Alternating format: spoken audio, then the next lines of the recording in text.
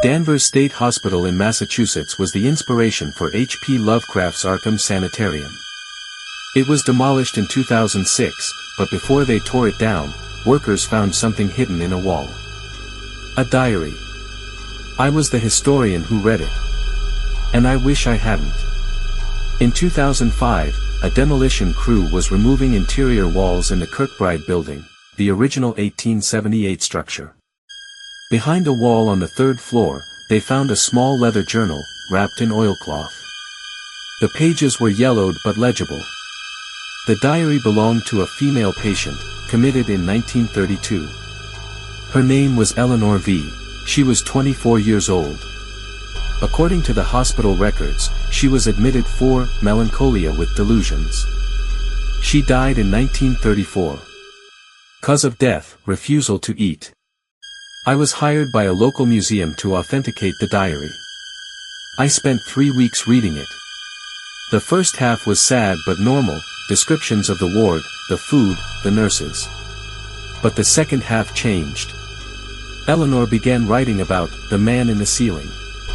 She said he came down at night through a vent in her room. He would sit on her bed and talk to her. He told her that the other patients were not sick. They were being prepared. He said the doctors were not doctors. They were keepers.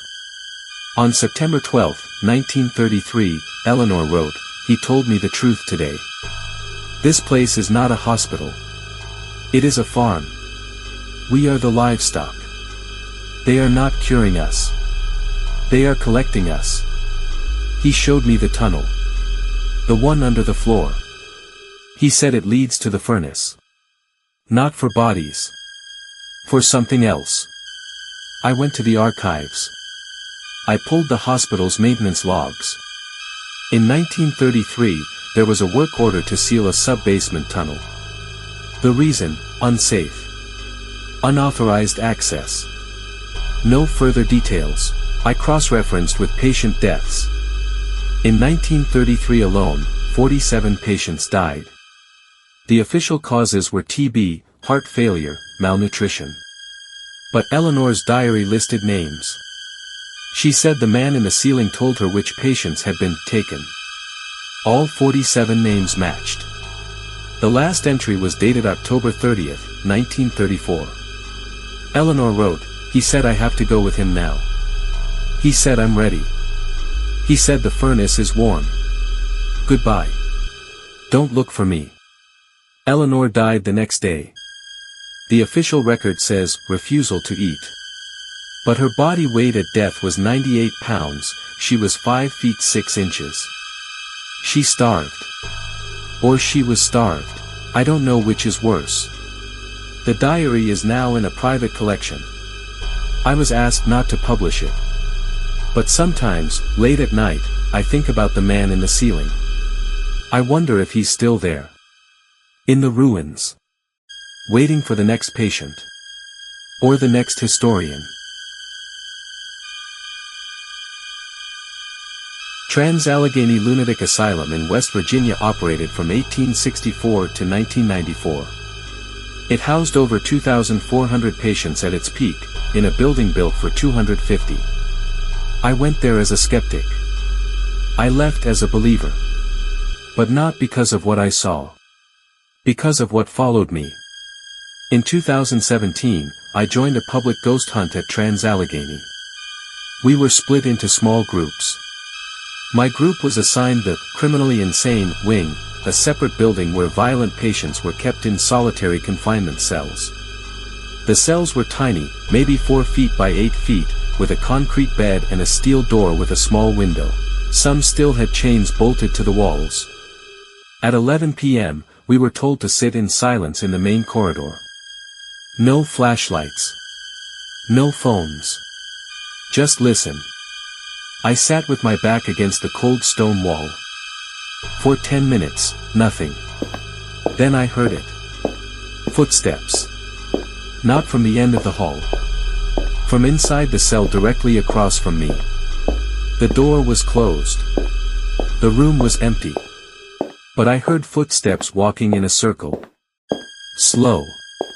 Heavy. Then they stopped. A voice, male, angry, said, "Let me out." I turned on my flashlight. The cell was empty.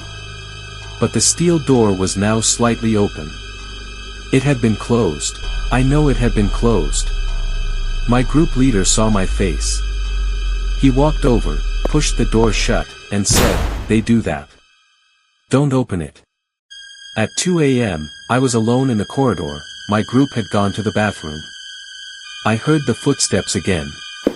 Louder this time. And closer. They were coming from the cell next to me. Then the one next to that. Then all the cells at once. Dozens of footsteps. Walking in circles. Pacing. Then all of them stopped. A chorus of voices, all male, all angry, said in unison, "Let us out." I ran. I slammed into the exit door. It was locked. I pounded on it. My group came running. One of them had a key. We got out. I didn't go back in. But on the way home, I felt something in my coat pocket. I reached in. It was a small metal key.